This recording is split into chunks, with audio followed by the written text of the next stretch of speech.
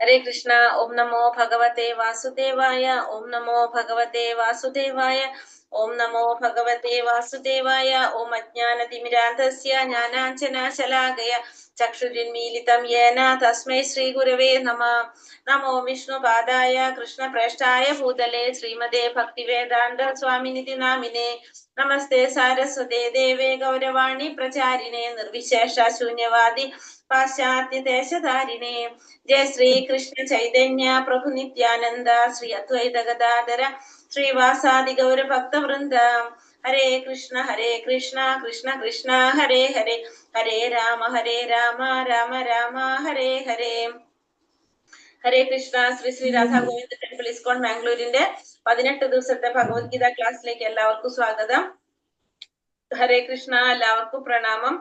ഇന്ന് നമുക്ക് അധ്യായം 16 ദേവാസുര ഭാവങ്ങൾ. നമ്മുടെ ഇന്നത്തെ അധ്യായം ദൈവികമായിട്ടും ആസുരികമായിട്ടുള്ള ഭാവങ്ങളെ കുറിച്ചാണ് നമ്മൾ ഇന്നത്തെ അധ്യായത്തിൽ പറയുന്നത്.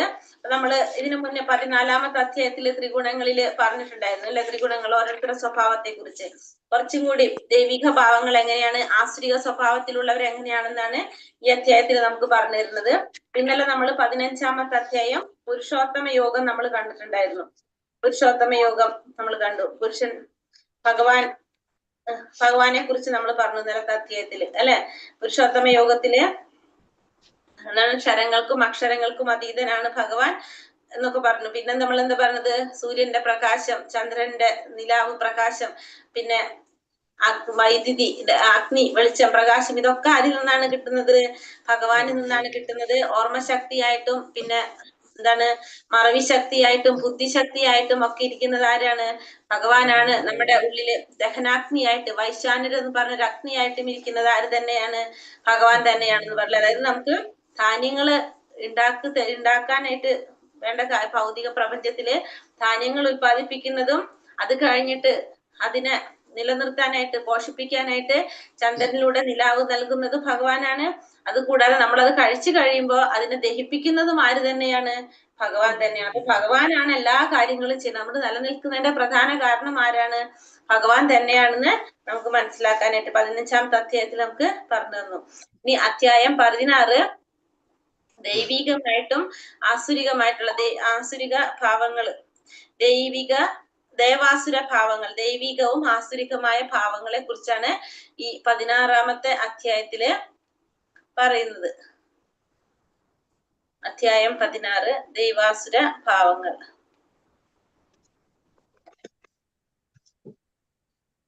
ഹരേ കൃഷ്ണ. ഓം നമോ ഭഗവതേ വാസുദേവായ. ശ്രീ ഭഗവാൻ ഉവാച. അഭയം സത്വസംശുദ്ധിർജ്ഞാന യോഗാ വ്യവസ്ഥിതിഃ ദാനം ദമശ്ച യജ്ഞശ്ച സാധ്യായസ്തപ ആർജവം അഹിംസ സത്യമക്രോധ ത്യാഗ ശാന്തിരപൈശുനം ദയാ ഭൂതേഷു ലോലുപ്തം മാർദവം ഹ്രീരചാപലം തേജക്ഷമാ ധൃതി ശൗച അദ്രോഹം നാതിമാനിത ഭവന്തി സമ്പദം ദേവി അഭിജാതസ്യ ഭാരത. പരമദിവ്യോത്തമ പുരുഷൻ പറഞ്ഞു, ഹേ ഭാരത, നിർഭയത, അസ്തിത്വത്തിന്റെ ശുദ്ധി, ആധ്യാത്മിക ജ്ഞാനനിഷ്ഠ, ദാനം, ആത്മനിയന്ത്രണം, യജ്ഞം, വേദപഠനം, തപസ്, ലാളിത്യം, അഹിംസ, സത്യം, ക്രോധമില്ലായ്മ, ത്യാഗം, ശാന്തി, പരദൂഷണത്തിൽ വെറുപ്പ്, സർവജീവികളോടും കാരുണ്യം, ലോഭമില്ലായ്മ, മൃദുല സ്വഭാവം, വിനയം, സ്ഥിരനിശ്ചയം, തേജസ്, ക്ഷമ, ധൈര്യം, ശൗചം, അസൂയാരാഹിത്യം, ബഹുമതിക്കുള്ള വാഞ്ചയില്ലായ്മ, ഇതെല്ലാം ദിവ്യ പ്രകൃതിയാൽ അനുഗ്രഹീതരായ ദൈവികതയുള്ളവർക്കുള്ള ഗുണങ്ങളാണ്. കൂടെ ഭഗവാൻ എന്താ പറഞ്ഞത്? ദൈവിക ഗുണങ്ങളാണ് പറയുന്നത്. എന്തൊക്കെയാണ്? ഭഗവാൻ പറയാണ് നിർഭയത, പിന്നെ അതുപോലെ തന്നെ നിർഭയത എന്ന് വെച്ചിട്ടുണ്ടെങ്കിൽ നമുക്ക് ഒന്നിനെയും ഭയമില്ലാത്തൊരവസ്ഥ. അസ്തിത്വത്തിന്റെ ശുദ്ധി എന്ന് പറഞ്ഞാല് നമ്മൾ ചിന്തിക്കുന്നതും പ്രവർത്തിക്കുന്നതും ഒരുപോലെ തന്നെ ആവാം. നമ്മൾ ചിന്തിക്കുന്നത് തന്നെ നമ്മൾ പ്രവർത്തിക്കുക, അതാണ് അസ്തിത്വത്തിന്റെ ശുദ്ധി. ആധ്യാത്മികമായ ജ്ഞാനനിഷ്ഠ, ദാനം, ആത്മനിയന്ത്രണം, യജ്ഞം, വേദപഠനം, തപസ്, ലാളിത്യം, അഹിംസ, സത്യം, ക്രോധമില്ലായ്മ, ത്യാഗം, ശാന്തി, പരദൂഷണത്തിൽ വെറുപ്പ്, സർവ്വജീവികളോടും കാരുണ്യം, ലോഭമില്ലായ്മ എന്ന് വെച്ചിട്ടുണ്ടെങ്കിൽ ഭൗതികമായ വസ്തുക്കളോടും നമുക്ക് ആഗ്രഹമില്ലാതിരിക്കാം. ലോഭമില്ലായ്മ, മൃദുല സ്വഭാവം, വിനയം, മൃദുല സ്വഭാവം, വിനയം, സ്ഥിര നിശ്ചയം, തേജസ്, ക്ഷമ, ധൈര്യം, ശൗചം, അസൂയാരാഹിത്യം, ബഹുമതിക്കുള്ള വാഞ്ചയില്ലായ്മ, ഇതെല്ലാം എന്താണ്? ദിവ്യ പ്രകൃതിയാൽ അനുകൃതരായിട്ടുള്ള അപ്പൊ ദൈവിക ഗുണങ്ങള് അല്ലെങ്കിൽ സാത്വിക ഗുണത്തിലുള്ളവരുടെ സ്വഭാവ സവിശേഷതകളാണ് എന്ത്? ഈ പറഞ്ഞതെല്ലാം. ഈ 26 ഗുണങ്ങൾ ഉണ്ടത്. ഈ 26 ഗുണങ്ങള് എങ്ങനെയുള്ളവരുടെ ഗുണങ്ങളാണ് പറയുന്നത്? ദൈവികതയുള്ളവരുടെ അല്ലെങ്കിൽ ദിവ്യ പ്രകൃതിയിൽ അനുകൃതിയരായിട്ടുള്ള ഗുണങ്ങളാണ് ഈ പറഞ്ഞ 26 ഗുണങ്ങള്.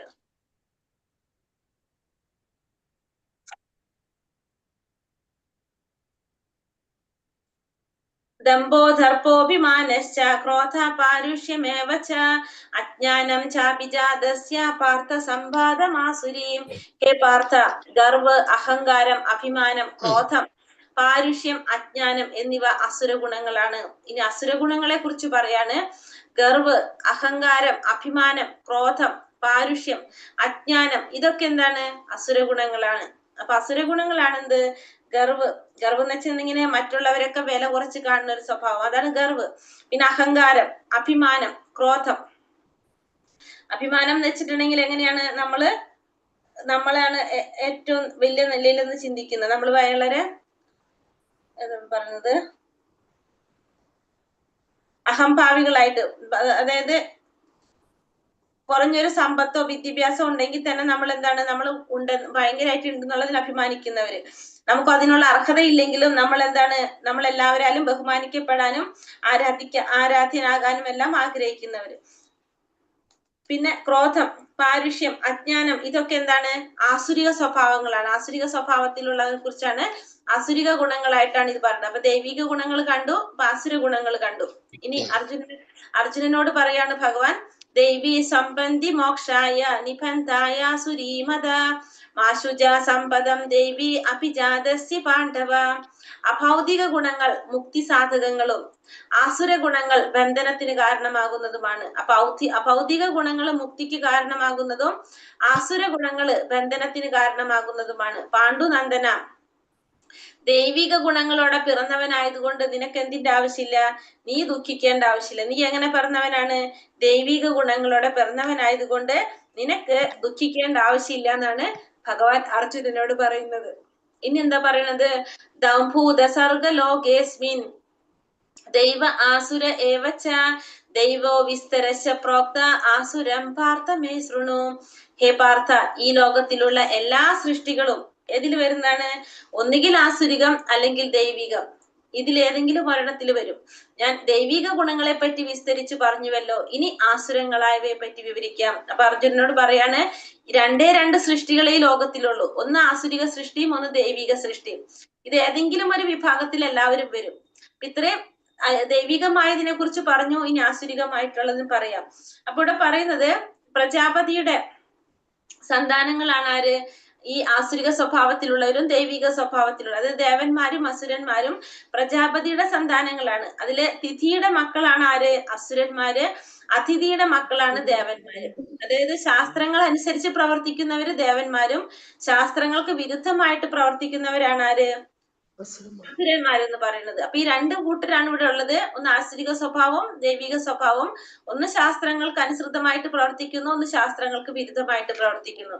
അതാണ് രണ്ടും തമ്മിലുള്ള വ്യത്യാസം. അപ്പൊ ഇനി ആസുരിക സ്വഭാവത്തിലുള്ളവരെ ഭഗവാൻ വിസ്തരിച്ച് പറയാണ്. എന്താ പറയണത്?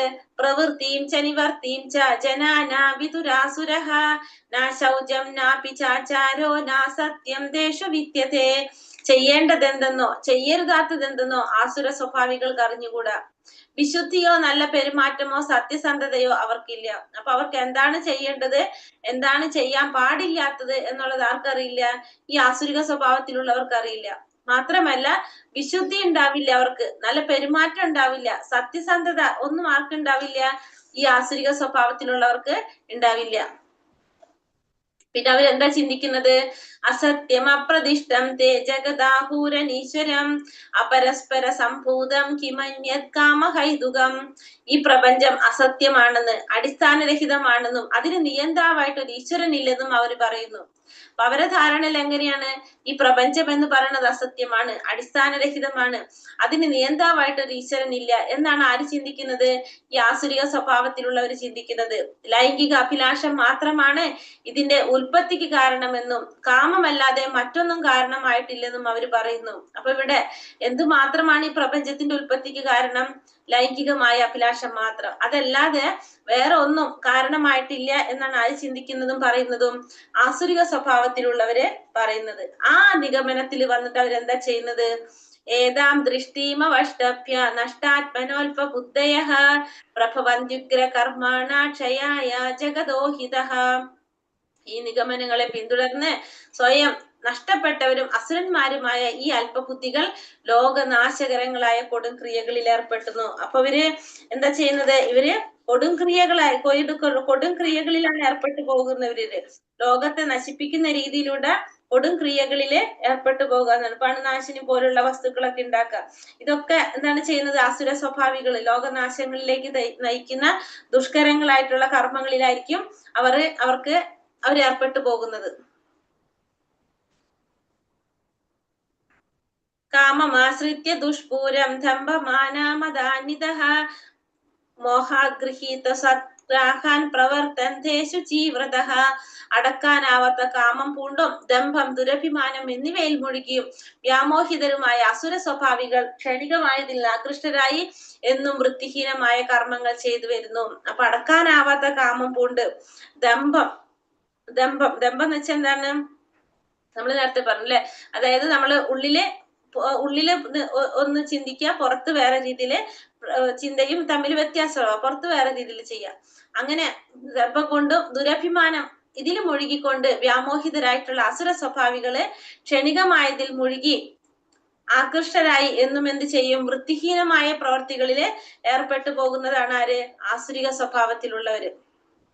ഇവിടെ ആരെ കുറിച്ചാ പറയണത്? പ്രജാപതി ദക്ഷനെ കുറിച്ചാ പറയണത്. ദക്ഷ പ്രജാപതി, മഹാരാജ ദക്ഷ പ്രജാപതിയെ കുറിച്ചാണ് ഇവിടെ പറയുന്നത്. ഒരു ആസുരിക സ്വഭാവം കൊണ്ട് നമുക്ക് നാശം സംഭവിക്കുന്നതിനെ കുറിച്ച് ഇവിടെ പറയാണ് ദക്ഷ പ്രജാപതിയുടെ കഥയിലൂടെ. നമുക്ക് അറിയാവുന്നതായിരിക്കും. ദക്ഷ പ്രജാപതി എന്ന് പറഞ്ഞാൽ സതീദേവി. സതി എന്ന് വെച്ചാല് മഹാദേവൻ, ശിവന്റെ ഭാര്യയാണ് ആര്? സതി. ആ ദക്ഷ പ്രജാപതി വളരെയധികം അഹങ്കാരവും, ബ്രഹ്മാവിന്റെ മകനാണ്. അപ്പോ എന്തേൽപ്പിച്ചു? ബ്രഹ്മാവിന്റെ മകനാണ് ദക്ഷ പ്രജാപതി. അപ്പൊ എന്താണ്? വളരെയധികം അഹങ്കാരമാണ് അതില് ദക്ഷ പ്രജാപതിക്ക് ഉണ്ടായിരുന്നത്. അങ്ങനെ ദക്ഷ പ്രജാപതി ഒരു യജ്ഞം നടത്തുമ്പോ ആ യജ്ഞത്തില് എല്ലാവരെയും വിളിക്കും. ആരെ വിളിക്കില്ല? മഹാദേവനെ വിളിക്കില്ല. കാരണം അതിനു മുന്നേ ഒരു സ്ഥലത്ത് യാഗത്തിന് പോയ സമയത്ത് എല്ലാവരും പ്രജാപതിയെ കാണുമ്പോ വണങ്ങും. പക്ഷെ മഹാദേവൻ മാത്രം വണങ്ങില്ല. മഹാദേവൻ ആരെ ധ്യാനിച്ചു കൊണ്ടിരിക്കുകയായിരുന്നു? വിഷ്ണുവിനെ ധ്യാനിച്ചു കൊണ്ടിരിക്കുകയായിരുന്നു. അപ്പൊ ദക്ഷ പ്രജാപതി വന്നത് ആര് കണ്ടില്ല, ശ്രദ്ധിച്ചില്ല. മഹാദേവ ശ്രദ്ധിച്ചില്ല. പക്ഷെ ദക്ഷ പ്രജാപതിക്ക് അത് ഒട്ടും ഇഷ്ടമായില്ല. കാരണം മകളുടെ ഭർത്താവാണ്, എന്നിട്ട് കൂടി തന്നെ വണങ്ങിയില്ല. അപ്പൊ അങ്ങനെ പിന്നീട് ദക്ഷ പ്രജാപതി യാഗം നടത്തുമ്പോ എല്ലാവരെയും ക്ഷണിക്കും. ആരെ ക്ഷണിക്കില്ല? ഈ മകളെയും ഭർത്താവിനെയും മാത്രം വിളിക്കില്ല. സതീദേവിയെ ശിവനെ മാത്രം വിളിക്കില്ല. അങ്ങനെ പക്ഷെ സതീദേവി അറിയാണ് ഇങ്ങനെ അച്ഛനൊരു യാഗം നടത്തുന്ന കാര്യം. അപ്പൊ ഈ യജ്ഞത്തിന് വിളിക്കാതെ തന്നെ സതീദേവി പോകാൻ തീരുമാനിക്കണം. അപ്പൊ മഹാദേവൻ കുറെ പറയും പോകണ്ട എന്നുള്ളത്. ലാസ്റ്റ് ഒട്ടും പറ്റാതെ, കാരണം തന്റെ വീട്ടിലാണല്ലോ, അതിന് വിളിക്കേണ്ട ആവശ്യമില്ല എന്നൊക്കെ പറഞ്ഞിട്ട് സതീദേവി എന്ത് ചെയ്യും? അങ്ങോട്ട് പോകും. അവിടെ ചെന്ന് സതീദേവി കാണുന്നത് എല്ലാവരെയും വിളിച്ചിട്ടുണ്ട്, മഹാദേവനെ മാത്രം ക്ഷണിച്ചിട്ടില്ല എന്ന് മാത്രല്ല, എല്ലാവർക്കും യജ്ഞശിഷ്ടം വച്ചിട്ടുണ്ട്, മഹാദേവൻ അത് ചെയ്തിട്ടില്ല. അപ്പൊ അത് കാണുമ്പോ മഹാദേവനെ ഇങ്ങനെ അപമാനിക്കുന്നതായിട്ട് കണ്ടപ്പോ സതീദേവിക്ക് അത് സഹിക്കില്ല. അപ്പൊ സതീദേവി അച്ഛനോട് തർക്കിക്കുകയാണ് ചെയ്യുന്നത്. അങ്ങനെ സതീദേവി തർക്കിക്കുമ്പോ അങ്ങനെ ആ ദേഷ്യത്തില് സതീദേവിക്ക് മനസ്സിലാവാണ് പ്രജാപതി ചെയ്യുന്ന അത്രയും വലിയ തെറ്റാണ് ചെയ്തുകൊണ്ടിരിക്കുന്നതെന്ന് കണ്ട് ആ ദേഷ്യത്തിന്, ഇവിടെയാണെങ്കിലോ ഭർത്താവിനോട് വഴക്കിട്ടിട്ടാണ് പോന്നത്. അങ്ങനെ അവിടെ ചെന്നിട്ട് ഇതും കൂടി കാണുമ്പോ സതീദേവിക്ക് അത് സഹിക്കാൻ പറ്റാതെ എന്ത് ചെയ്യാണ്? അവിടെ അഗ്നികുണ്ഡത്തിൽ ചാടിയിട്ട് ആത്മഹൂതി ചെയ്യാണ് ആര്? സതീദേവി. അങ്ങനെ ഇത് അറിഞ്ഞ് മഹാദേവൻ അവിടെ എത്താണ്. അങ്ങനെ പിന്നെ ആ ദേഷ്യത്തില് മഹാദേവൻ എന്ത് ചെയ്യാണ്? മഹാദേവന്റെ ജടയിൽ നിന്ന് വീരഭദ്രൻ വരാണ്. പിന്നെ അവിടെ ഉള്ളവരെ മുഴുവനും നശിപ്പിക്കും. അങ്ങനെ പിന്നെ ഭഗവാൻ ഇടപെട്ടിട്ടാണ് ആ കോപം ശമിപ്പിക്കുന്നതും. അപ്പോഴേക്കും ദക്ഷന് ആ ദേഷ്യത്തില് ദക്ഷൻ എന്ത് ചെയ്യും? ദക്ഷന്റെ തല അറുത്ത് കളയും. പിന്നീട് ദക്ഷന്റെ തെറ്റ് മനസ്സിലാക്കി ദക്ഷൻ മാപ്പ് പറയുമ്പോൾ ഒരു ആടിന്റെ തലയാണ് ആർക്ക് വെച്ചു കൊടുക്കുന്നത്? ദക്ഷന് വെച്ചു കൊടുക്കുന്നത്. അപ്പൊ നമുക്ക് എന്താ പറയാ, അത്രയും ആസുരിക സ്വഭാവത്തിൽ, അതായത് ദക്ഷൻ ഒരു അഹങ്കാരം കൊണ്ടാണ് എന്തൊക്കെ സംഭവിച്ചത്, ഇത്തരത്തിലുള്ള പ്രശ്നങ്ങളൊക്കെ സംഭവിച്ചത്. അപ്പൊ ആ യജ്ഞം നല്ല രീതിയിൽ അവസാനിക്കേണ്ട ഒരു യജ്ഞം ദക്ഷന്റെ അഹങ്കാരം കൊണ്ട് എന്താ സംഭവിച്ചത് അവിടെ, അത് അലങ്കോലപ്പെട്ടു എന്ന് മാത്രമല്ല തനിക്കും പ്രയോജനം ഉണ്ടായിരുന്നില്ല, മറ്റുള്ളവർക്കും പ്രയോജനം ഉണ്ടായിരുന്നില്ല, സ്വന്തം മകളുടെ ജീവൻ ഇല്ലാതായി. അങ്ങനെ കുറെ പ്രശ്നങ്ങളാണ് അവിടെ സംഭവിച്ചത്. ഇതാണ് ആരിൽ സംഭവിക്കുന്നത്? ആസുരിക സ്വഭാവത്തിലുള്ളവരിൽ കാണുന്നത്. അതായത് തനിക്കോ മറ്റുള്ളവർക്ക് ഉപദ്രവം ഉണ്ടാകാന്നല്ലാതെ അതുകൊണ്ട് യാതൊരു പ്രയോജനവും ഉണ്ടാകാനായിട്ട് പോകുന്നില്ല. അതാണ് ആസുര സ്വഭാവത്തിന്റെ പ്രധാനമായിട്ട് നമ്മൾ കാണുന്നൊരു കാര്യം എന്ന് പറയാം. അടുത്തതിൽ എന്താ പറഞ്ഞത്? ചിന്താമ പരിമേയം ച പ്രളയാന്താമുപാശ്രിതഃ കാമാപഭോഗ പരമ ഏതാവാതിഥി നിശ്ചിതഃ ആശാപാശശതൈർബദ്ധ കാമ ക്രോധാപരായണഃ ഈഹന്തേ കാമഭോഗാർത്ഥം അന്യേനാർത്ഥ സഞ്ചയാൻ. ഇന്ദ്രിയ സന്ദർപ്പണമാണ് മാനുഷിക സംസ്കാരത്തിന്റെ പ്രധാന ആവശ്യമെന്ന് അവർ കരുതുന്നു. അക്കാരണത്താൽ ജീവിത അവസാനം വരെയും അളവറ്റ വ്യാകുലതയോടെ കഴിഞ്ഞുകൂടേണ്ടതായിട്ട് വരുന്നു. അനേകായിരം ആഗ്രഹങ്ങളുടെ വലക്കെട്ടിൽ അകപ്പെട്ട കാമക്രോധങ്ങൾക്ക് അധീനരായി സുഖഭോഗങ്ങൾക്കായി അന്യായമായിട്ടെങ്കിലും അവർ ധനം സമ്പാദിക്കുന്നു. അപ്പൊ ഇവരുടെ ധാരണ എന്താണ്? ഇന്ദ്രിയ സന്ദർപ്പണമാണ് മാനുഷിക സംസ്കാരത്തിന്റെ പ്രധാന ആവശ്യം എന്നാണ് അവർ കരുതുന്നത്. അത് കാരണം കൊണ്ട് തന്നെ ജീവിത അവസാനം വരെ അളവറ്റ വ്യാകുലതയോടെ കഴിഞ്ഞുകൂടേണ്ടതായിട്ട് വരും. അപ്പൊ അനേകായിരം ആഗ്രഹങ്ങളുടെ വലക്കെട്ടിൽ അകപ്പെട്ട് കാമക്രോധങ്ങൾക്ക് അധീനരായിട്ട് സുഖഭോഗങ്ങൾക്കായിട്ട് അവർക്ക് അന്യായമായിട്ടെങ്കിലും എന്ത് ചെയ്യേണ്ടതായിട്ട് വരും? ധനം സമ്പാദിക്കേണ്ടതായിട്ട് വരും. കാരണം അവരെന്താ ചിന്തിക്കുന്നത്? ഇന്ദ്രിയ സന്ദർപ്പണം, ഇന്ദ്രിയങ്ങളെ സന്തോഷിക്കുക എന്നുള്ള, ഇന്ദ്രിയങ്ങളെ സംതൃപ്തിപ്പെടുത്തുക എന്നുള്ളതാണ് മാനുഷിക സംസ്കാരത്തിന്റെ പ്രധാന ആവശ്യം എന്നാണെന്ന് അവര് കരുതുന്നത്. ഇതമധ്യമയാ ലബ്ധം ഇമം പ്രാപ്സ്യേ മനോരഥം ഇതമപ്സീതാമപി മേ ഭവിഷ്യതി പുനർധനം അസൗ മയാ ഹതാ ശത്രുർഹനിഷേ ചാപരാനപി ഈശ്വരോഹമഹം ഭോഗി സിദ്ധോഹം ബലവാൻ സുഖി ആഠ്യോപി ജനവാനസ്മി കോന്യാസ്തി സാദൃശോ മയാ യേക്ഷ്യേ ദാസ്യാമി മോദിഷ ഇത്യജ്ഞാന വിമോഹിതഃ. ആസുര സ്വഭാവം ഇങ്ങനെ വിചാരിക്കും, ഇന്ന് എനിക്ക് ഇത്രയേറെ ധനമുണ്ട്, എന്റെ പദ്ധതികൾ അനുസരിച്ച് ഞാൻ ഇനിയും ധനം ആർജിക്കും, ഇത്രയും ധനം എനിക്ക് ഇപ്പോഴുമുണ്ട്, അത് ഭാവിയിൽ കൂടി വരികയും ചെയ്യും. അയാൾ എന്റെ ശത്രുവാണ്, ഞാൻ അയാളെ കൊന്നു, ഇനിയുള്ള ശത്രുക്കളെയും ഞാൻ കൊല്ലും. ഞാൻ എല്ലാറ്റിനും ഉടമയാണ്, ഞാൻ സുഖിയാണ്, എല്ലാം തികഞ്ഞവനാണ്, ബലവാനാണ്, സന്തുഷ്ടനാണ് ഞാൻ, സമ്പന്നനാണ് ഞാൻ, കുലീനരായ ബന്ധുക്കളുണ്ട് എനിക്ക്, എന്നോളം ശക്തിമാനായിട്ടും സന്തോഷവാനുമായിട്ടും ആരുണ്ട്, ഞാൻ യാഗങ്ങൾ അനുഷ്ഠിക്കും, ദാനം ചെയ്യും, സന്തോഷിക്കും എന്നെല്ലാം ഓർത്ത് അവർ അജ്ഞാനത്താൽ മോഹിതരാകുന്നു. അപ്പൊ ഇവിടെ പറയുന്നത് അസുര സ്വഭാവികൾ എന്താ വിചാരിക്കുന്നത്? എന്റെ കയ്യില് കുറെ ധനമുണ്ട്, ഇനി ഇപ്പോഴും ഉണ്ട്, ഇനി ഞാനത് ആർജിച്ച് കൂട്ടുകയും ചെയ്യും. അത് ഇയാൾ എന്റെ ശത്രുവാണ്, ഞാൻ അയാളെ കൊന്നു, ഇനിയുള്ള ശത്രുക്കളൊക്കെ ഞാൻ കൊല്ലും. അതായത് എല്ലാം എങ്ങനെ നടക്കുന്നത്? എന്റെ ആഗ്രഹത്തിനനുസരിച്ച് ഞാനാണ് ചെയ്യുന്നത്, എല്ലാറ്റിന്റെയും ഉടമ ഞാൻ തന്നെയാണ്, ഞാൻ സുഖിയാണ്, എനിക്ക് തികഞ്ഞ ബന്ധുക്കളുണ്ട്, ഞാൻ സന്തുഷ്ടനാണ്, സമ്പന്നനാണ്, എന്നോളം ശക്തിമാനായിട്ടും സന്തോഷവാനായിട്ടും ആരുമില്ല, യാഗങ്ങൾ അനുഷ്ഠിക്കും, ദാനം ചെയ്യും, ഇതൊക്കെ ഞാൻ ചെയ്യും. അങ്ങനെ ചിന്തിക്കുകയാണ് ആര്? അജ്ഞാനം കൊണ്ട് മോഹിതരാണ്. അപ്പൊ ഇതിലെല്ലാത്തിനും ഞാൻ തന്നെയാണ് കാരണം, അല്ലാതെ ഭഗവാൻ ഇവിടെ യാതൊരു റോളുണ്ടെന്ന് ആര് വിചാരിക്കുന്നില്ല? ആസുര സ്വഭാവികള് വിചാരിക്കുന്നില്ല.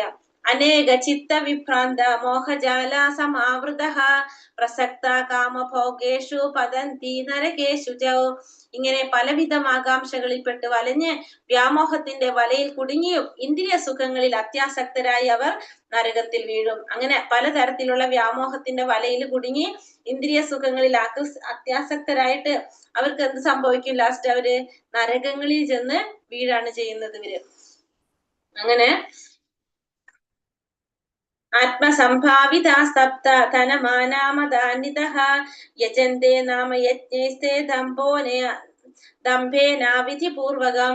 അങ്ങനെ നിഷേധികളും സ്വയം സംതൃപ്തരുമായി സമ്പത്ത്, ദുരഭിമാനം ഇവയാൽ വ്യാമോഹിതരായി അഹങ്കാരത്തോടെ അവർ ചിലപ്പോൾ വൈദിക വിധികൾ അനുസരിക്കാതെ തന്നെ പേരിന് യജ്ഞങ്ങൾ അനുഷ്ഠിക്കും. അപ്പൊ ഇത്തരത്തിലുള്ളവര് നിഷേധികളായിട്ടുള്ളത്, സ്വയം സംതൃപ്തരായിട്ടുള്ളത്, സമ്പത്ത്, ദുരഭിമാനം ഇവയാൽ വ്യാമോഹിതരായിക്കൊണ്ട് അഹങ്കാരത്തോടു കൂടി അവരെന്ത് ചെയ്യും?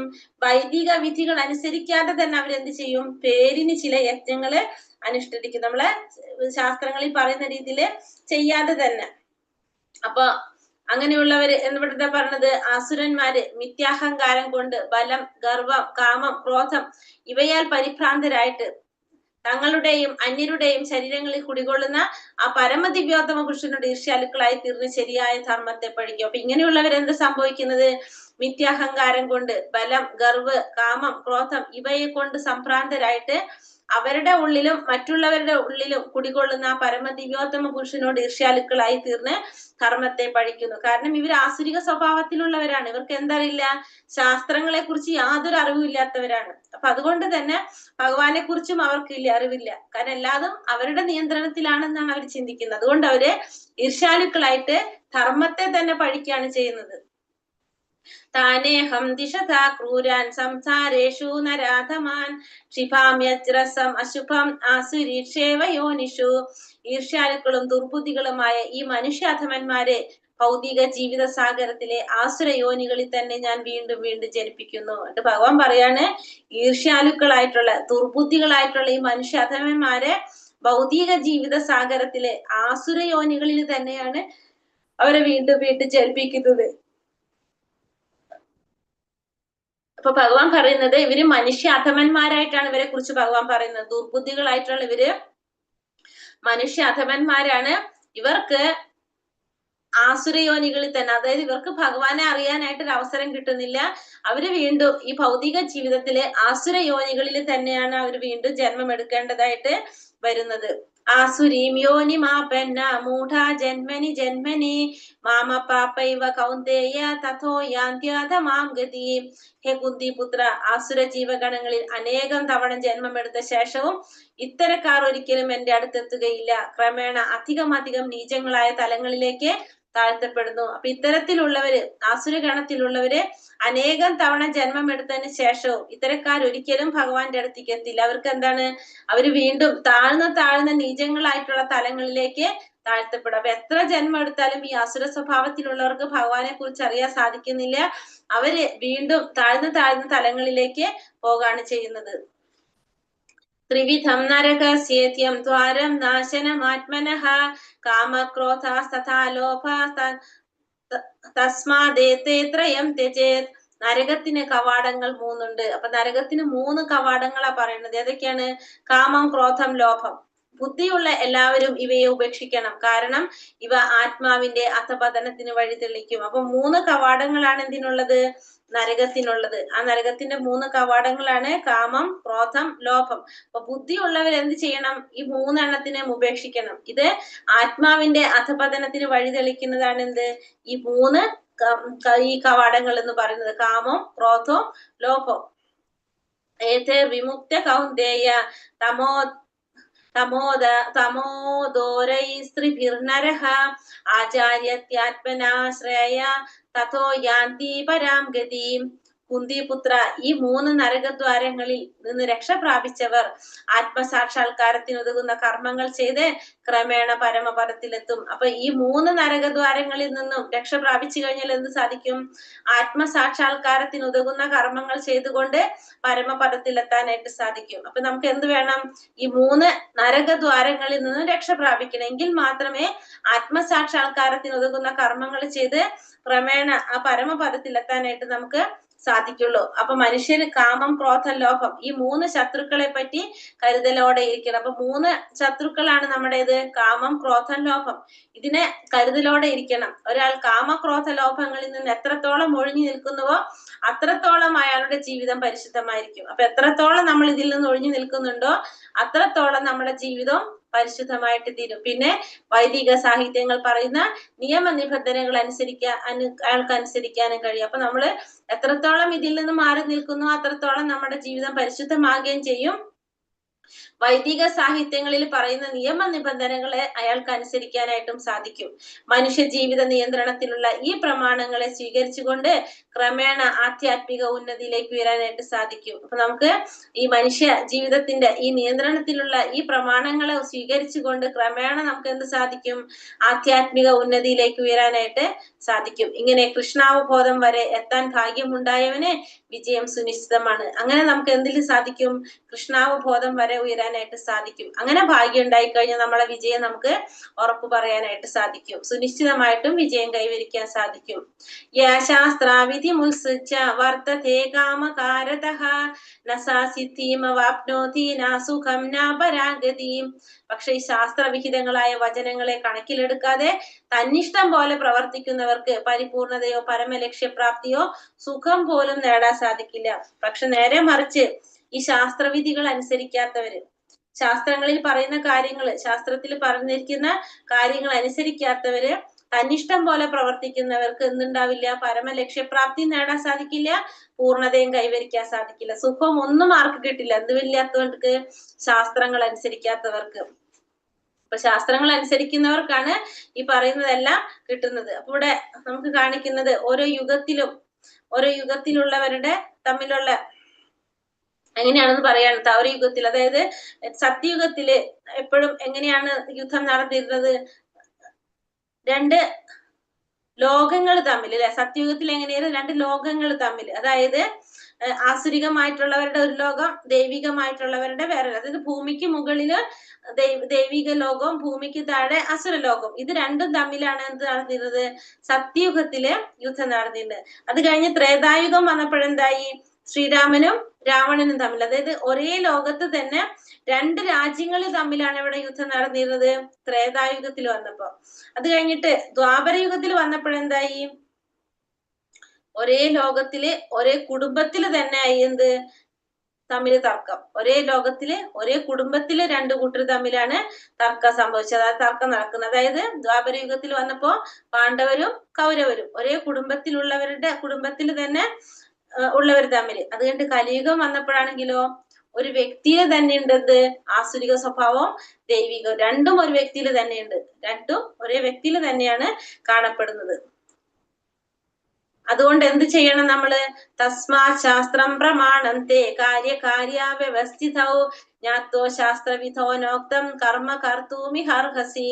എന്ത് ചെയ്യണം, എന്ത് ചെയ്യാൻ പാടില്ല എന്ന് കർമ്മശാസ്ത്രങ്ങളുടെ അടിസ്ഥാനത്തിൽ നമ്മൾ മനസ്സിലാക്കണം. ഈ നിയമ നിബന്ധനകൾ പഠിച്ചറിഞ്ഞ ശേഷം മാത്രം പ്രവർത്തിക്കുക. തന്മൂലം ക്രമേണ ഉന്നതി പ്രാപിക്കാൻ സാധിക്കും. അപ്പൊ അതുകൊണ്ട് നമുക്ക് എന്ത് വേണം, എന്ത് ചെയ്യണം, എന്ത് ചെയ്യാൻ പാടില്ല എന്നുള്ളത് ശാസ്ത്രങ്ങളുടെ അടിസ്ഥാനത്തിൽ നമ്മൾ മനസ്സിലാക്കാം. അങ്ങനെ നിയമനിബന്ധനകൾ പഠിച്ചറിഞ്ഞ ശേഷം മാത്രം പ്രവർത്തിക്കുകയാണെങ്കിൽ നമുക്ക് ഉന്നതി കൈവരിക്കാനായിട്ട് സാധിക്കും. അപ്പൊ നമുക്ക് എന്തറിയണം, എന്തൊക്കെ ചെയ്യണം, എന്തൊക്കെ ചെയ്യാൻ പാടില്ല എന്നുള്ളത് ശാസ്ത്രങ്ങളുടെ അടിസ്ഥാനത്തിൽ നമ്മൾ മനസ്സിലാക്കിയിരിക്കണം. ഈ നിയമനിബന്ധനകൾ പഠിച്ചറിഞ്ഞ ശേഷം മാത്രം പ്രവർത്തിക്കുകയാണെങ്കിൽ നമുക്ക് ഉന്നതി പ്രാപിക്കാനായിട്ട് സാധിക്കും എന്നാണ് ഇവിടെ പറയുന്നത്. ഭഗവത്ഗീതയിലൂടെ കൃഷ്ണനെ അറിയുകയും കൃഷ്ണാവബോധം ഉൾക്കൊള്ളുകയും ചെയ്ത് ഭക്തിയുടെ സേവനത്തിൽ മുഴുകുന്നവൻ വേദസംഹിതകൾക്ക് നൽകാവുന്ന അത്ര അത്യുത്കൃഷ്ട ജ്ഞാനം അത്രയും നേടിക്കഴിഞ്ഞു. അപ്പൊ ഭഗവത്ഗീതയിലൂടെ ഭഗവാനെ അറിയാം, കൃഷ്ണാവബോധം ഉൾക്കൊള്ളുക, അങ്ങനെ ചെയ്യുന്നവർക്ക് ഭക്തിയുടെ സേവനത്തിൽ മുഴുക, അങ്ങനെയുള്ളവർക്ക് വേദശാസ്ത്രങ്ങളിൽ നൽകാവുന്നതിന്റെ ഏറ്റവും ഉത്കൃഷ്ടമായിട്ടുള്ള ജ്ഞാനം അത്രയും നേടിക്കഴിഞ്ഞു എന്ന് പറയാം. ചൈതന്യ മഹാപ്രഭു ഈ പ്രക്രിയ അത്യന്തം ലളിതമാക്കിയിട്ടുണ്ട്. എന്താണ്? ഹരേ കൃഷ്ണ കൃഷ്ണ കൃഷ്ണ ഹരേ ഹരേ, ഹരേ രാമ രാമ രാമ ഹരേ ഹരേ എന്ന മഹാമന്ത്രം ജപിക്കുവാനും ഭഗവാന്റെ സേവനത്തിൽ ഭക്തിപൂർവ്വം ഏർപ്പെടാനും ഭഗവത് പ്രസാദം ഭക്ഷിക്കുവാനാണ് ജനങ്ങളോട് ഉപദേശിച്ചത്. അദ്ദേഹം ഉപദേശിച്ച 3 കാര്യങ്ങളാണ് പറയുന്നത്. എന്തൊക്കെയാണ്? ഒന്ന് ഭഗവാന്റെ മഹാമന്ത്രം ജപിക്കാൻ, ഒന്ന് ഭഗവാന്റെ സേവനം ചെയ്യാൻ, ഒന്ന് പ്രസാദം കഴിക്കാൻ. അപ്പൊ 3 കാര്യങ്ങളാണ് ചൈതന്യ മഹാപ്രഭു ജനങ്ങളോട് ഉപദേശിച്ചത്. ഒന്ന് ഭഗവാന്റെ നാമം ജപിക്കുക, ഭഗവാന്റെ പ്രസാദം കഴിക്കുക, ഭഗവാന് സേവനം ചെയ്യുക. 3 കാര്യങ്ങൾ, എളുപ്പമുള്ള കാര്യങ്ങളാണ് 3ഉം. നാമം ജപിക്കുക, സേവനം ചെയ്യുക, പ്രസാദം കഴിക്കുക. ഈ 3 കാര്യങ്ങളാണ് ഭഗവാൻ ചൈതന്യ മഹാപ്രഭു ജനങ്ങളോട് ഉപദേശിച്ചിരിക്കുന്നത്. ഈ ഭക്തി സാധനങ്ങളിൽ നേരിട്ട് ഏർപ്പെട്ടിരിക്കുന്ന ഒരാൾ വൈദിക സാഹിത്യങ്ങൾ വേണ്ടവണ്ണം പഠിച്ചിട്ടുണ്ടെന്ന് പറയാം. അപ്പൊ ഇതൊക്കെ നേരിട്ട് ഏർപ്പെട്ടിരിക്കുന്ന ഈ തരത്തിലുള്ള സാധനങ്ങളിൽ നേരിട്ട് പ്രവർത്തിക്കുന്ന ഒരു വ്യക്തി വൈദിക സാഹിത്യങ്ങൾ വേണ്ടുവണ്ണം പഠിച്ചിട്ടുണ്ടെന്ന് നമുക്ക് പറയാനായിട്ട് സാധിക്കും. ഹരേ കൃഷ്ണ കൃഷ്ണ കൃഷ്ണ ഹരേ ഹരേ, ഹരേ രാമ രാമ രാമ ഹരേ ഹരേ. വഞ്ചാകൽപത രൂപേശ്ച കൃപാ സിന്ധോഭ്യവച പതിതാനാം പാവനേഭ്യോ വൈഷ്ണവേഭ്യോ നമോ നമ. അനന്ത കോടി വൈഷ്ണവ ഭക്ത വൃന്ദി കി ജയ്. ശ്രീല പ്രഭുപാദ് കി ജയ്. ഗുരുദേവ് കി ജയ്. നിത്തായ് ഗൗര പ്രമാനന്ദേ. ഹരി ഹരി ബോൽ. ഹരേ കൃഷ്ണ. കൃഷ്ണ പറഞ്ഞില്ല. പ്രണാമം. ഹരേ കൃഷ്ണ മാതാജി.